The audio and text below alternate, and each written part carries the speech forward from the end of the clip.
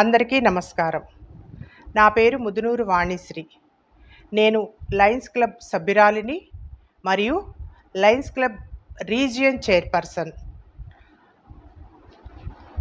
రాజమండ్రి నగరంలో ఉన్న లయన్స్ సభ్యులు మరియు మహిళలందరూ కలిసి మనందరం ఆంధ్రకేసరి యువజన సమితి తరపున అక్టోబర్ 2వ తారీఖున గాంధీ గారి జయంతిని పురస్కరించుకొని స్వాతంత్ర సమర యోధుల పార్కు నుంచి సరస్వతి ఘాట్లో ఉన్న భారతమాత విగ్రహం వరకు ఖాదీ శారీస్ను ధరించి వాక్ చేద్దాం.